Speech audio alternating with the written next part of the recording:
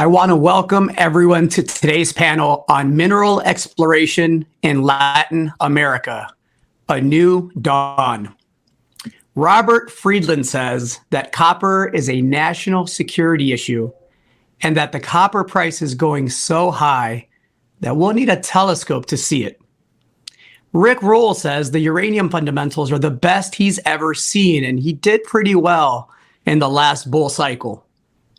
The late, great Mr. Jim Dines always said gold would play a major part in a new monetary system when the current madness that we call monetary policy implodes on itself. So I thought, well, it seems like making money off of these commodities should be pretty easy, right? I thought we'd have a conversation with three gentlemen. One who oversees a company with a massive copper gold resource in Argentina, and it's growing.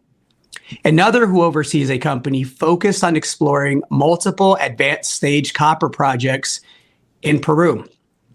And lastly, a gentleman who is VP of Exploration and Development for a company focused on exploring a district scale uranium project, also in Argentina.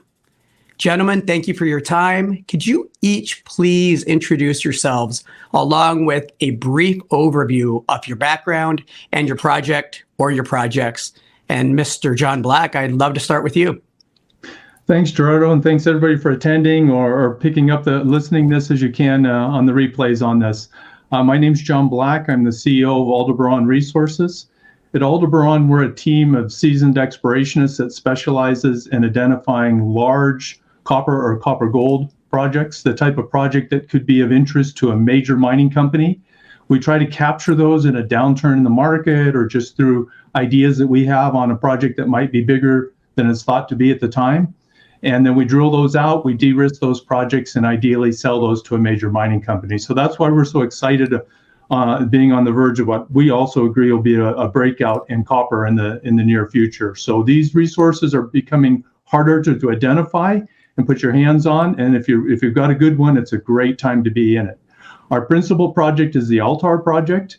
We're earning an 80% interest from Sibanye-Stillwater in the project. It's already a very large deposit. We have over 13 billion pounds of contained copper metal and 3.8 million ounces of contained gold, mostly as M&I in the resource.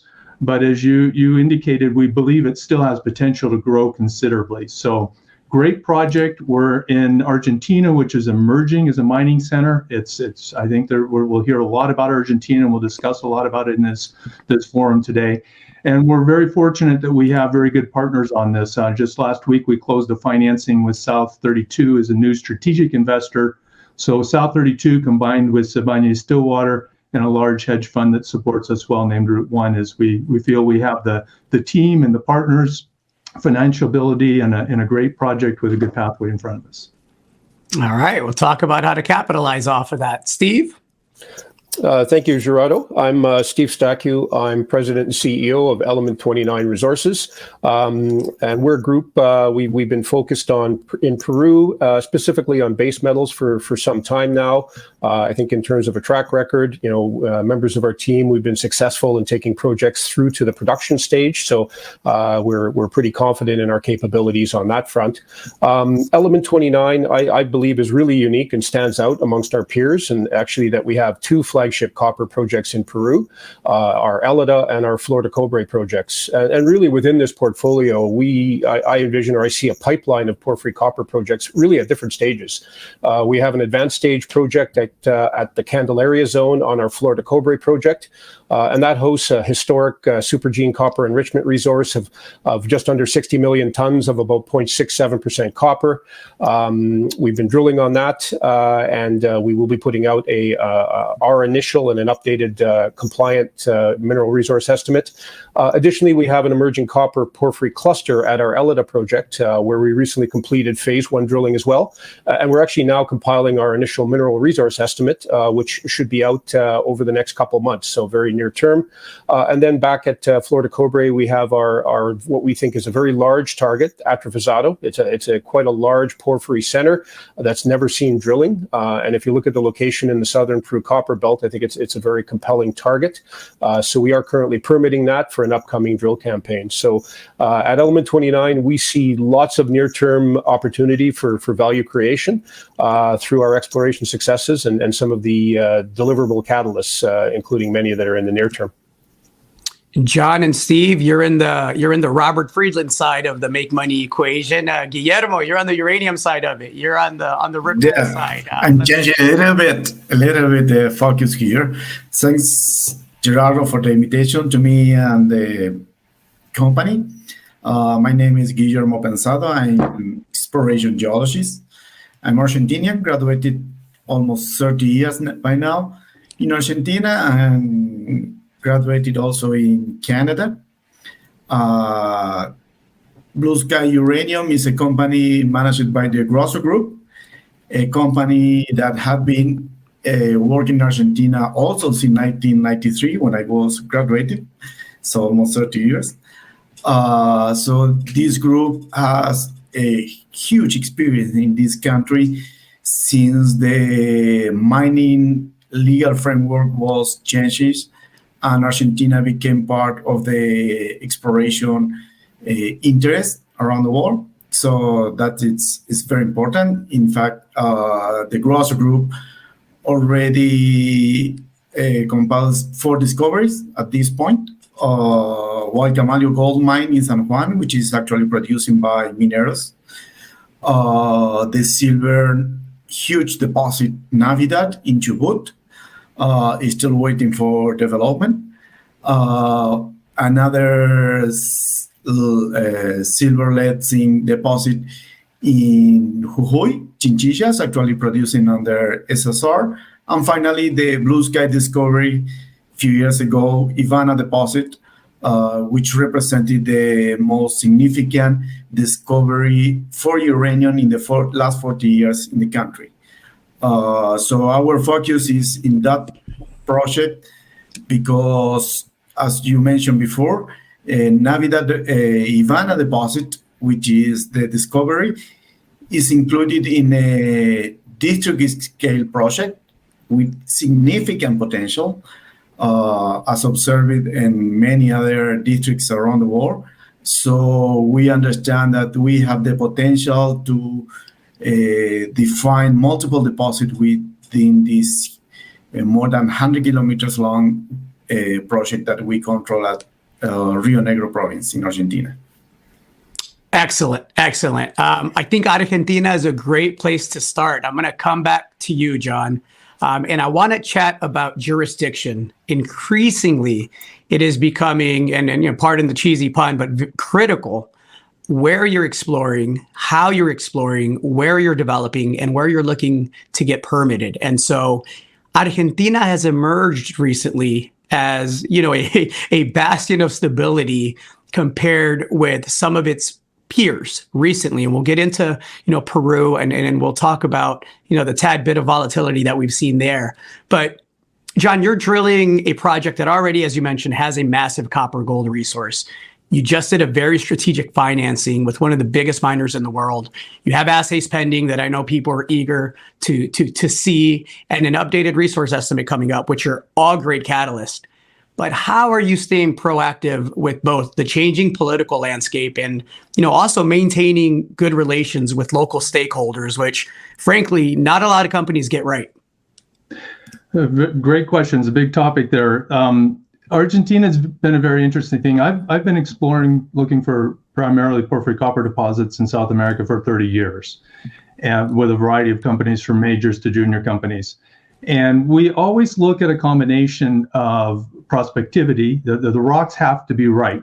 That's the fundamental issue, is whether the rocks are correct to have the deposit you're looking for. But then we overlay issues of safety and legal jurisdictions and various things. And that means countries kind of change. The rocks don't change, but the other factors change as we move around.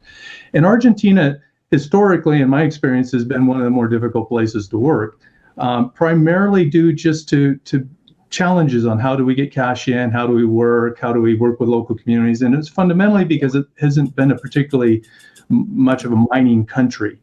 as a consequence of that, it has the endowment. It has the same stretch of the Andes that we see across the border into Chile, and there's no reason there aren't large deposits. And we're seeing those deposits emerge now.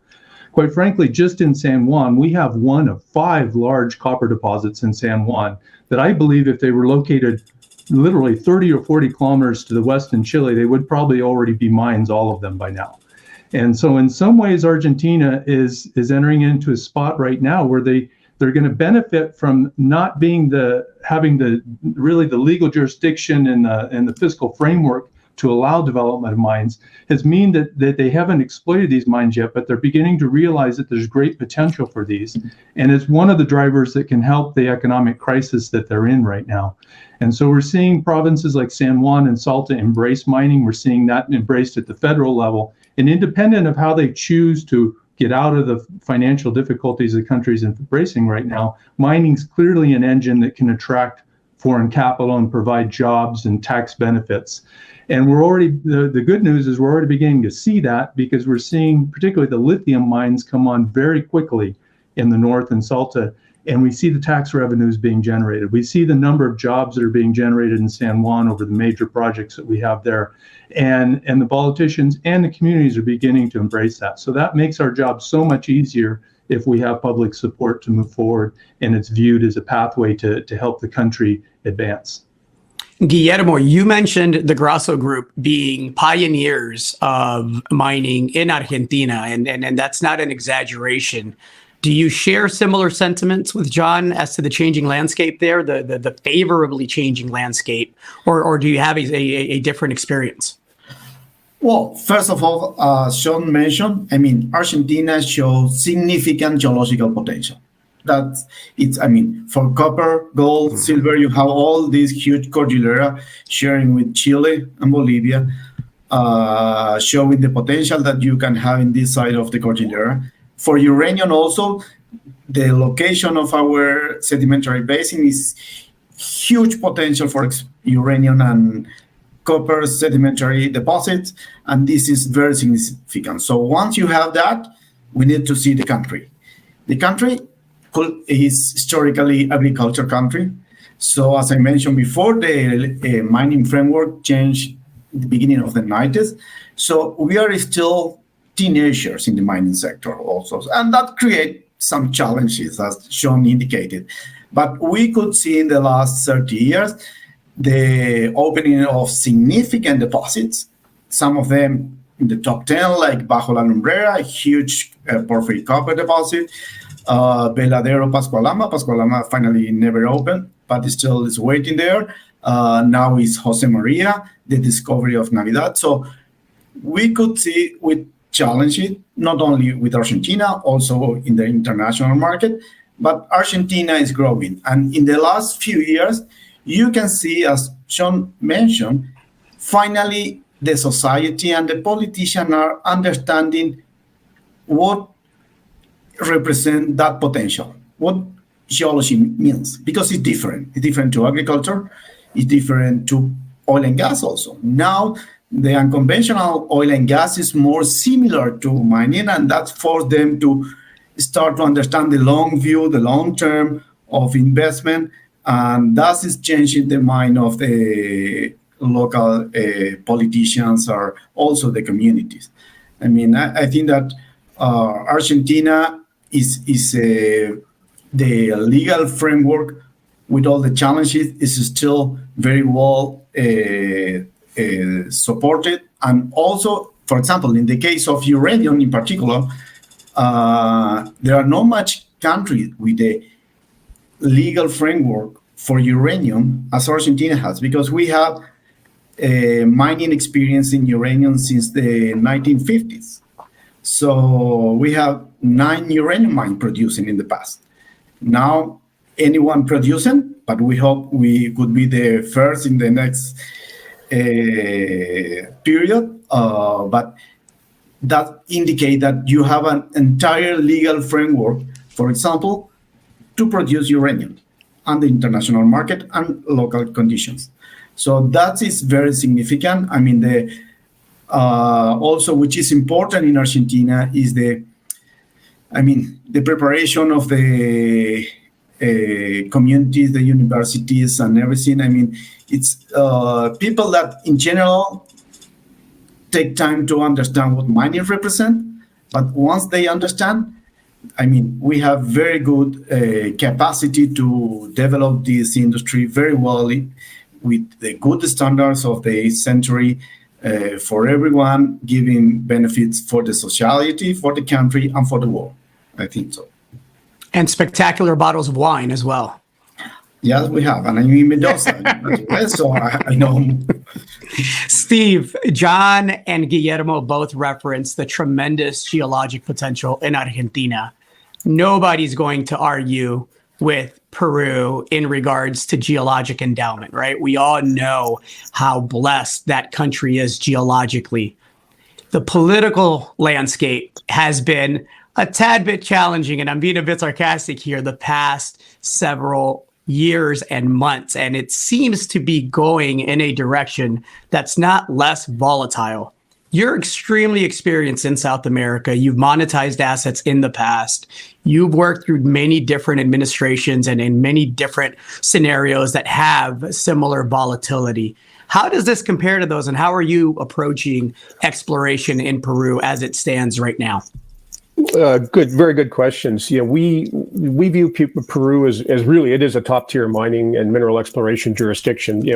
As you intimated, it's the world's second largest copper producer, and that's growing. So certainly they see the opportunity to grow that portion of their economy. And as you stated, while there are challenges, as there are everywhere, we're encouraged that we see numerous mining projects are getting permitted and getting built. On our projects, we've been successful in permitting our exploration drill programs at Elida and at Candelaria on Flor de Cobre on both our projects, and we look to continue to advance these projects. I'm encouraged when you look at some of the big developments that are happening in Peru. Recently there's 3 big copper projects are into moving into production or in development or expansion.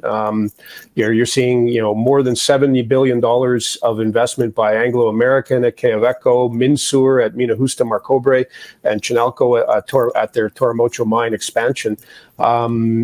These initiatives are going to add over the next year and a bit another 400,000 tons of copper per year to the market.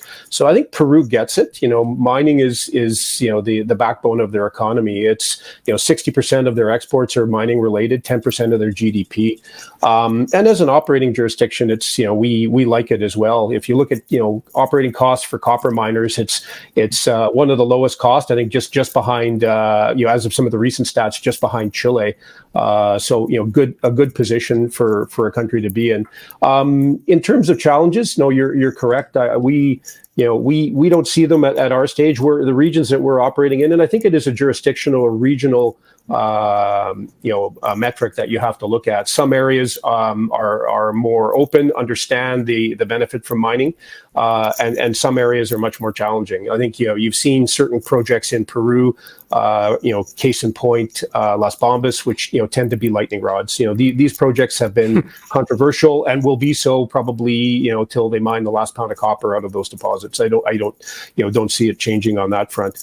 But overall, I think as a company, we strive, and as all of us should and hopefully do, is to be good corporate citizens and engage with the communities. And I think that's an important component, and with the government agencies as well. So we continue to see Peru as a top tier jurisdiction. In terms of the other countries in South America, we're wholly focused on Peru. A lot of advantages in terms of a very strong economy.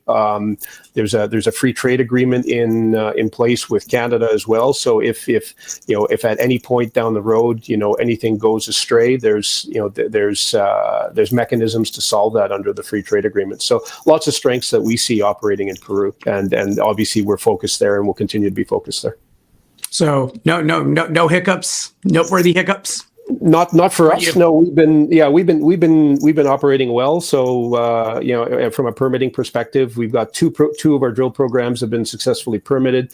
We're just about to launch our phase 2 at Elida, which is going to be coming up very soon, and we're in the process of permitting the drill program, which is a more advanced DIA stage permitting program at our Atrofosado project down in the southern Peru copper belt as well. So it's just a matter of going, just going through the checklist, making sure you address the concerns, and I can't understate community engagement is important everywhere for all of us.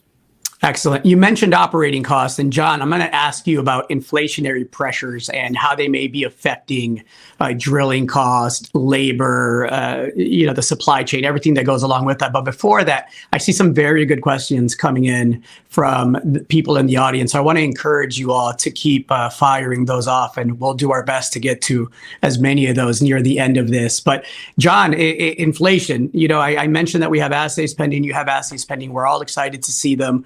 We're waiting. We know there's been delays globally due to the supply chain issues. But how has inflation factored into your approach with what is one of the most aggressive drill programs that you've had at Altar in quite some time, and maybe ever, if I'm not mistaken? Yeah, great question. It's interesting. In Argentina, we're actually more accustomed to inflation there. A little bit. Enjoyed a decade with minimal inflation, a decade or more of minimal inflation. In Argentina, inflation rates have been 40 or 50% over much of the last 10 years.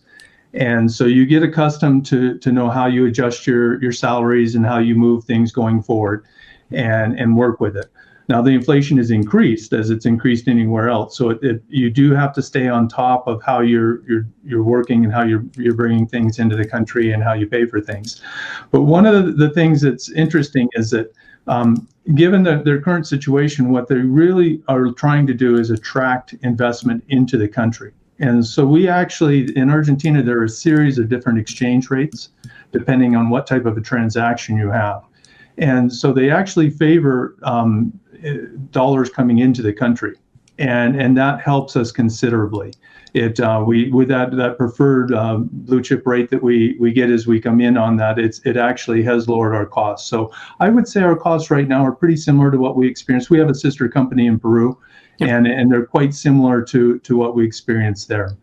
One of the things that is a bit more of a challenge in Argentina is the supply chain issue that you mentioned. We've all suffered from supply chain issues throughout the last couple of years, in particular on this. Argentina has intentional policies to favor production of goods and materials within Argentina, the Made in Argentina policy on this. And they restrict or make it difficult to import things in. And when you already have a supply chain issue anyway, and then you have importation challenges on top of it, it has made it challenging for us to get drill rods and equipment in. And you couple that with a boom. Just in the San Juan province, we've seen projects. Everybody's trying to get drill rigs right now. I think the only thing that's more scarce than a drill rig right now are good drillers.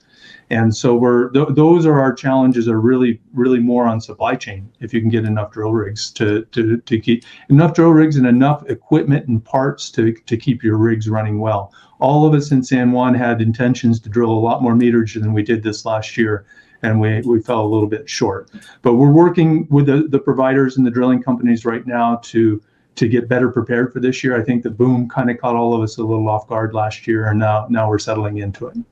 Honest, I like it. We'll talk about what comes next here in a little bit. Guillermo, how's things with Blue Sky? John mentioned, finding good drillers, the lack of supply. You have a massive district scale uranium district that you're exploring. How's it going out there?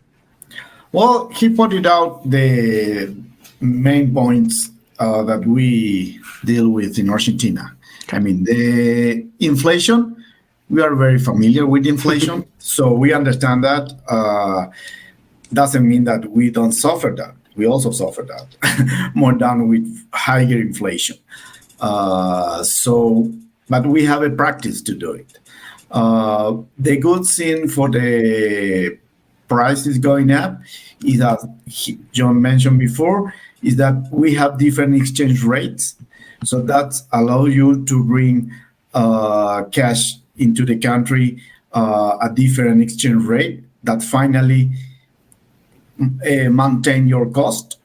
So that's, I mean, if you always see, I've been in this position for many years in this company and others before, always is the same value in dollar. In US dollar, you're almost plus minus the same value. Now with the inflation in North America, you can see some subtle changes in geochemistry in the labs or things like that, but not significant. I mean, it's still controlled.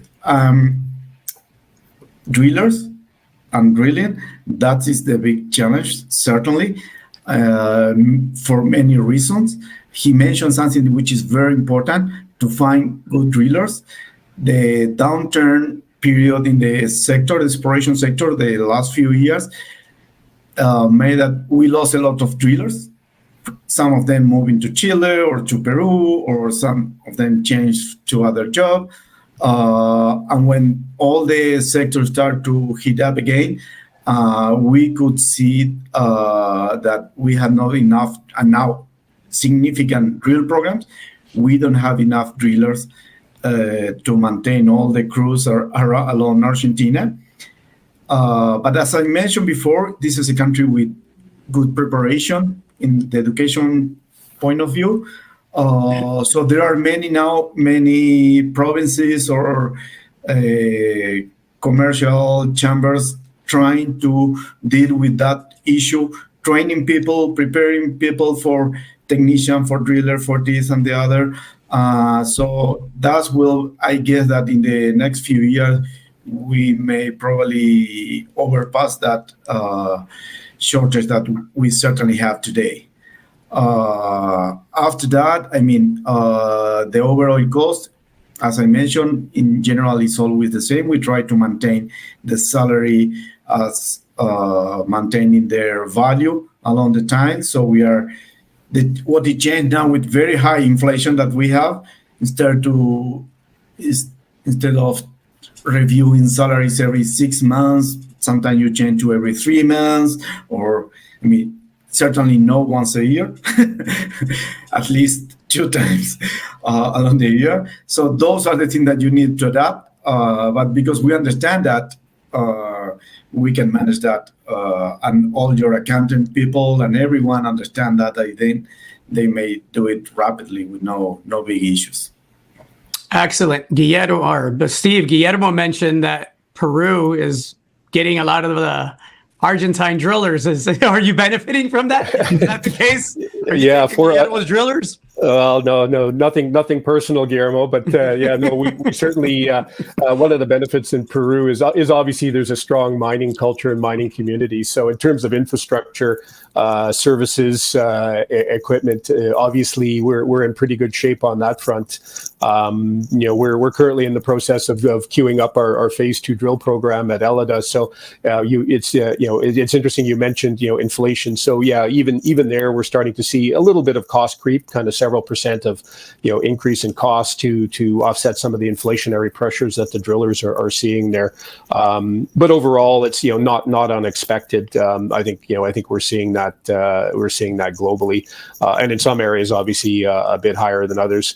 And from a supply chain perspective, I think we there again sometimes equipment availability can be challenging. But once again, for us in Peru, we haven't run into any major impediments on that front. So fortunately and happily for us, I know where things are moving forward quite well on that front. So no hiccups on our path to date.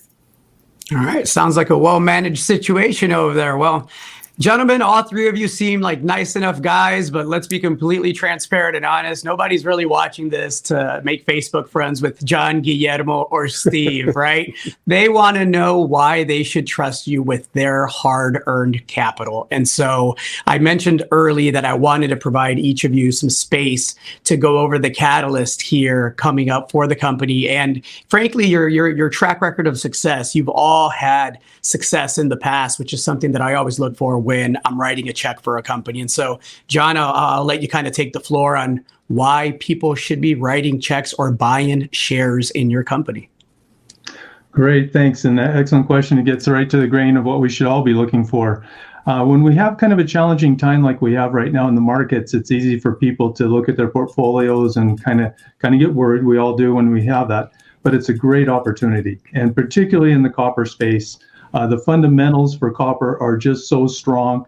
I would argue uranium as well. And this really is as we come out into a different world where we look differently at how we source energy and how we move forward on this. And so the current downturn in the market, the slight downturn in copper price might have people a little bit worried, but I've never seen better fundamentals than we have right now for an increase. And I look back to 2008, 2009, when we had a sharp drop off in the market, and then we rocketed right out of that as we came out. There's even more reason to believe that we will. I can't tell you when this market will turn, but I can tell you it will turn, and copper's likely to shoot really quickly. So now is a great time for people to be looking for opportunities in the copper space, looking for companies and projects that will be able to take off. And when you're doing that, you look for a team that has experience. Our group has made discoveries before, sold those to major mining companies, and you learn so much in that process when you do that. You know what they're looking for, you know what it takes to move forward on it. We're on a great project with our Altar project right now. It's one that has the scale already to be of interest to major mining companies, and with plenty of room for it to continue to grow. And then once you identify a company with good people, experienced people, a good project, a good country, what you really need to do is take a look at the valuations on the company. There are some outstanding projects out there that are already well recognized in the market and are fully valued. And I think one of the reasons to take a close look at Altar right now in Aldebaran is that we have a market cap of about $100 million. But when you look at that on a valuation per pound of copper we have in the ground, we're still valued at much, much less than a penny a pound in the ground. And these type projects typically sell for more than 4 or 5 cents a pound. Under the old metrics, with the new copper prices, we'll probably likely see it could be even more. So there's a lot of leverage to increase the valuation in the company. And at the same time, we're going to be growing it. It's not just simply getting a better valuation for what we have as we move closer. And then fundamentally, what we're looking for are projects that major mining companies will want to acquire. It's not good enough just to have it out there. You have to have one that has indications that a major company want to look. And that's why we're really pleased with the endorsement we just received from South 32 and the fairly sizable investment they made into us that closed last week, where they're indicating that they're seeing things that they like to see in this project, that it has potential to go forward. So we have that endorsement. We have eyes on us. We are, even though we're in the bottom of a market right now, I think that will change quite soon and quite sharply when it does. And so what you look for are opportunities just exactly like we have, where you've got great asset, great team, great partners, and you're undervalued compared to peers. So those are the ones you want to jump on. I mentioned the assays pending earlier in this conversation. When are those coming out, John? We're waiting. How's that coming along? Well, we can clear the decks now. Once we were in the middle of doing the financing with South 32, and I want to emphasize that the South 32 and Route 1, who had rights to maintain their interest or dilute less as they came into they weren't exposed to those assays. So those assays they made their decision to come in on the project on the merits of the project. But it meant while we were closing that transaction, we couldn't put those results out. So now with that out, we're in a position to put those results out. They'll be very, very soon for the first batch of those results. They'll come out in 2 batches. There'll be an initial batch of results. And what everybody's watching for on that one is hole 221. In the process of putting all the district data together this year, we completed a deep looking 3D IP resistivity survey. It's a new technology that we're seeing work very well in major porphyry copper deposits. Yep. And in my experience, geophysics is a good tool for us to have, but there's rarely a direct correlation between anomalies and mineralization. However, the results that we received on this project have one of the closest correlations I've ever seen in my life.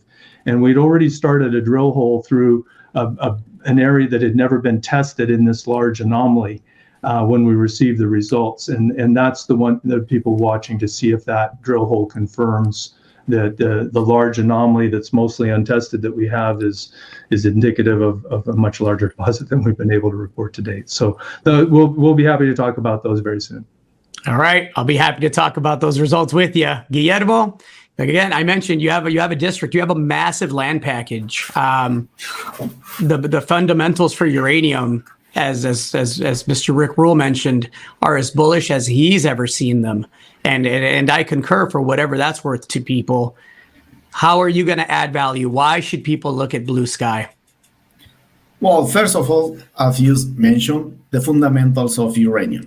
Uranium is finally understood as a key part of the climate change thing that we need to introduce in this century to produce energy with low CO2 emissions. I mean, copper will transport that energy, lithium will accumulate the energy, someone needs to produce energy in huge volume, reliable energy, 24 hours, 7 days per day, as uranium can do it. And so uranium, if you see the war, and now if you see the gas issues in Europe, okay, the people started to understand that, okay, that the energy strategy in every country is very important. And so that is forcing a little bit more the fundamentals of uranium, not only for production, which is shortage. I mean, we are in deficit around the world, but also because uranium is becoming a more important energy for this century. Secondly, Blue Sky Uranium control this huge district in the Rio Negro province. This is, as I mentioned before, Argentina is a nuclear country. I mean, the actual main manager of the Atomic Energy Association is an Argentinian. That is because we are a big player in that game. Rio Negro province, where the project is located, is probably the more nuclear province in Argentina. It's a province with a lot of experience because we have the main college or research center in Bariloche with a nuclear research reactor there. We have the province control one of the most important nuclear engineering companies, which is INVAP. And we also have a pilot uranium enrichment plant in this province. So, I mean, becoming with mining is like the more easiest part in this nuclear sector. So that is very important because nuclear, you understand, need to talk about the people that understand what you are talking. Finally, this project shows the huge potential of the country from the geological point of view. I mean, this district was discovered back in 2006. And what we finally understood was that it's an entire district, as I mentioned before, more than 100 kilometers long, with 30 to 50 kilometers wide. So huge area. We control more than 300,000 hectares. So that is a lot of work to do. Mm-hmm. And the geology of that region, this is in the central part of Rio Negro. It's a big depression out of in the middle of the desert. No much people living there, but still accessible year-round. So very good infrastructure to work. And this district has many geological similarities to the more important uranium-producing districts around the world, like Colorado Plateau in the 50s, and actually Kazakhstan. I mean, the geology is very similar. We are talking about uranium sandstone deposits in a significant fluvial basin depression that catch a lot of uranium. And we did this first discovery back in 2017. The deposit, as you cannot believe, is from surface down to 25 or 30 meters in depth. So that is a good example of the geological potential. The mineralization was outcropping. That deposit, which is the first discovery in this district, is Ivana deposit. We rapidly went into resource estimation and trying to show to the market that we could have uranium deposit with good volume and potentially competitive for a market that 5 years ago was very challenging market due to the price. Our goal was to show to investors or potential investors that we had the chance to produce uranium potentially at very low operating costs as those becoming from in situ recovery deposits. We did it rapidly. We discovered in 2017. February 2019, we presented the preliminary economic assessment, the first preliminary economic assessment, showing that as the prognosis was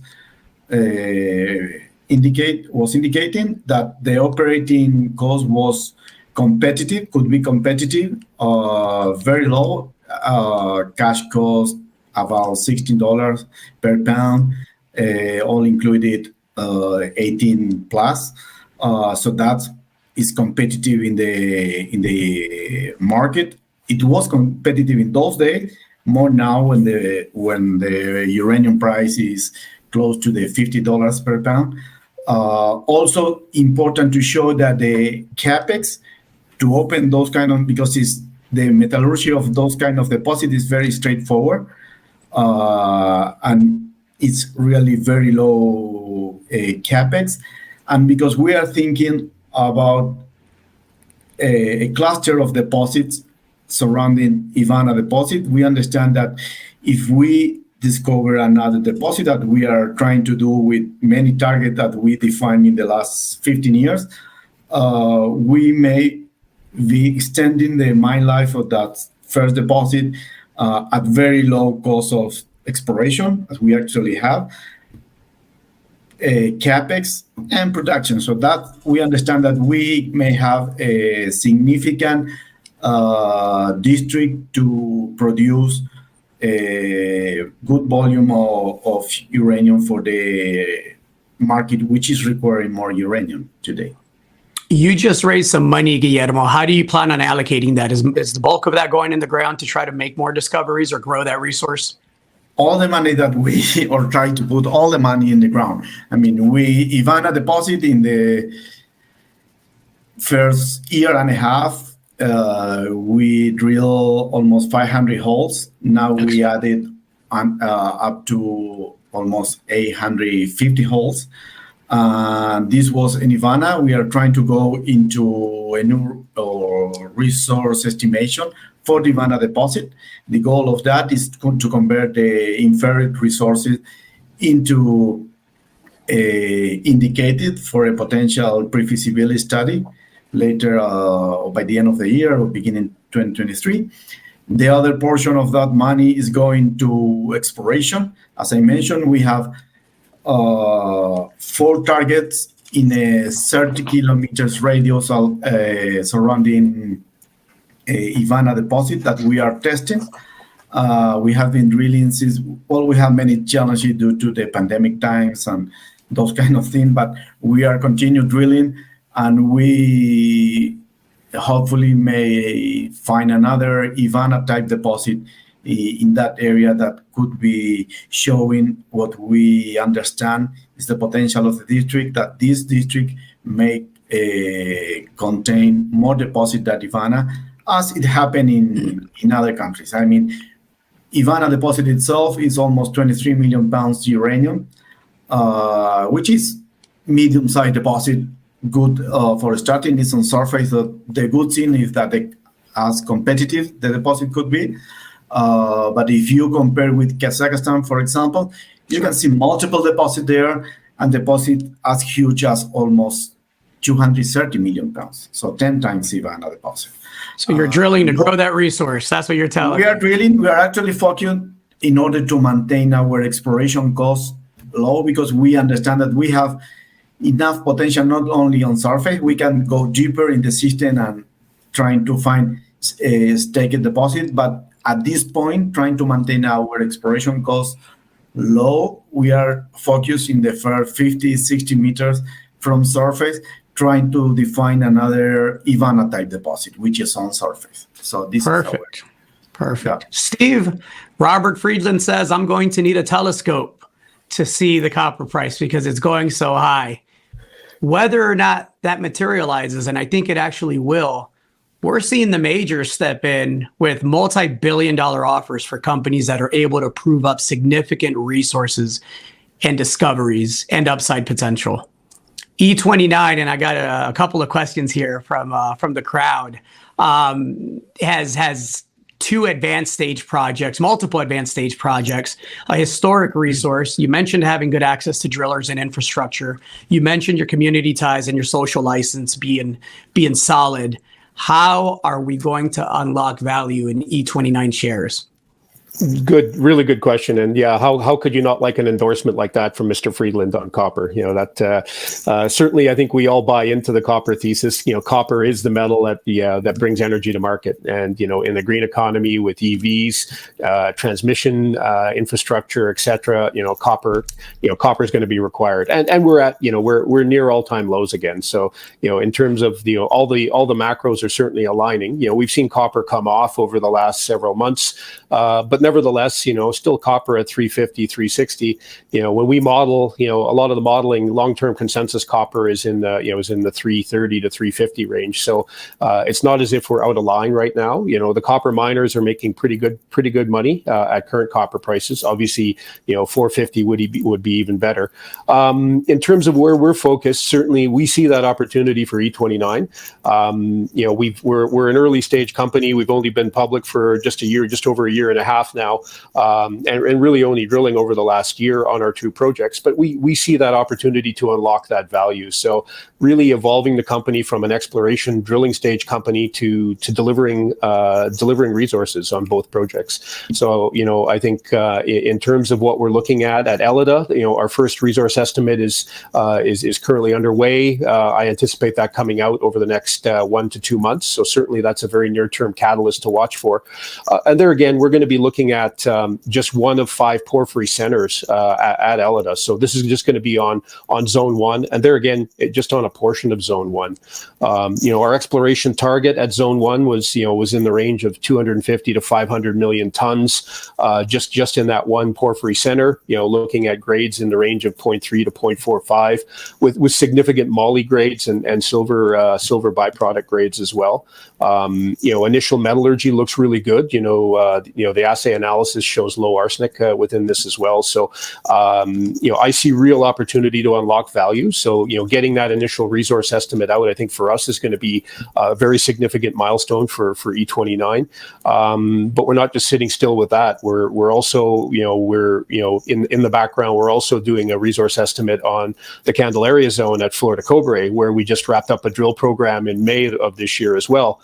So we put 12 holes, about 4,500 meters on that, and that was really to reconfirm that historic resource that exists at Candelaria, and that was drilled in the mid 1990s by Phelps Dodge, which is now Freeport, and Rio Amarillo Mining. So we twinned a lot of those holes because the historic material was not available, and that gave us very, very strong comfort. The correlation in terms of assays was almost spot on.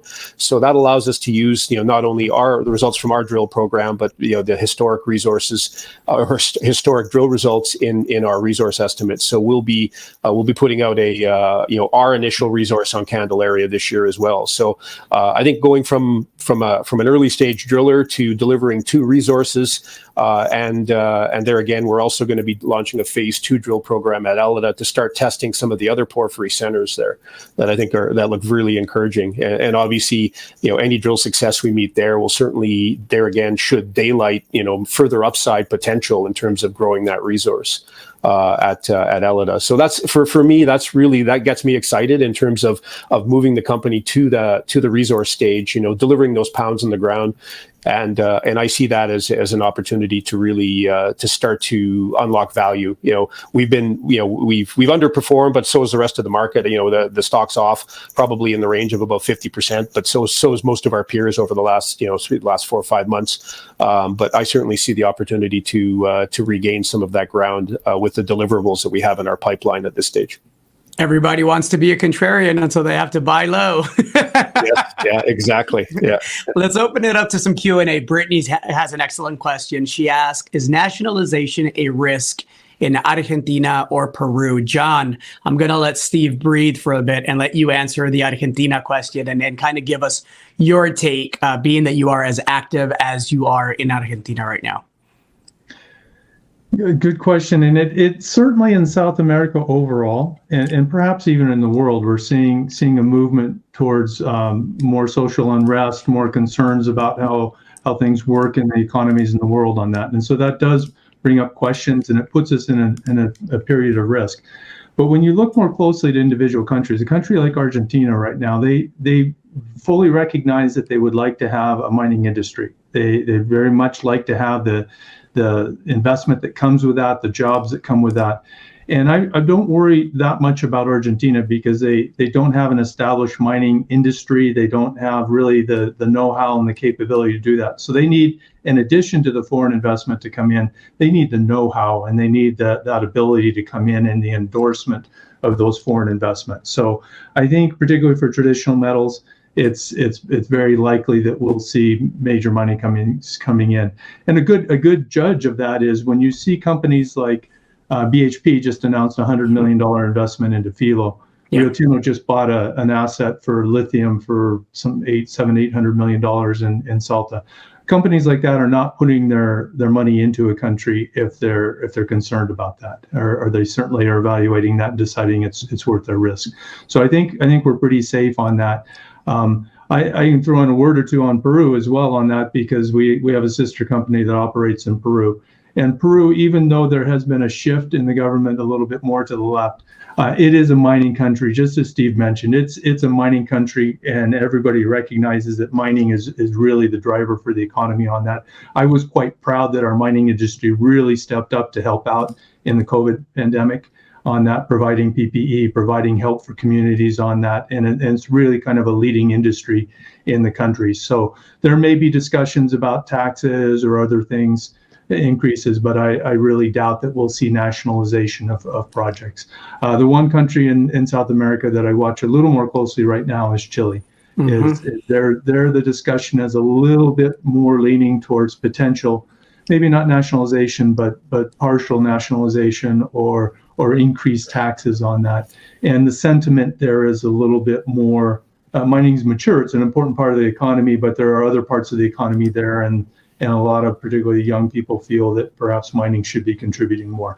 I'm fully in favor of mining contributing more, absolutely, and we can, but it has to be done in a way that still encourages us to work. You don't want to kill the goose that lays the golden eggs. So.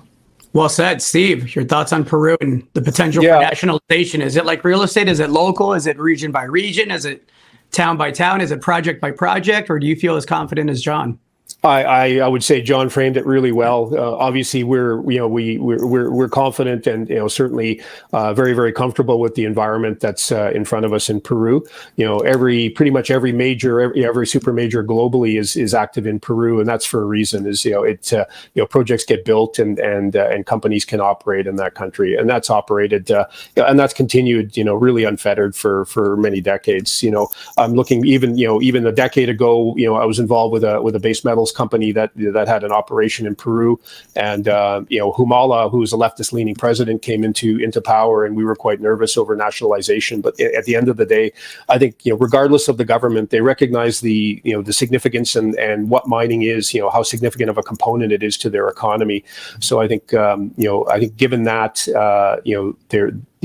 the continuity and there is stability there. So, we monitor things, and I think there may be small changes in terms of potentially taxation, et cetera, going forward, but nothing that we see as disruptive or nothing that would dissuade us from continuing to operate there. No, we like the jurisdiction, and as I touched on earlier, just given the amount of investment, several billions of dollars have been invested in the country.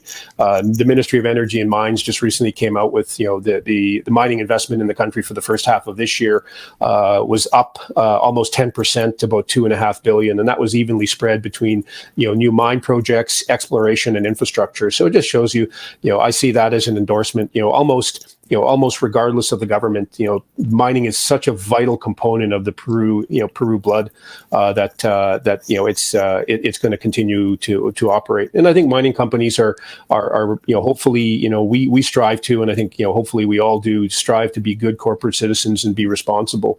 And I think that'll go a long way in terms of encouraging that to continue, to have that social license to operate. That's the way you should be doing business.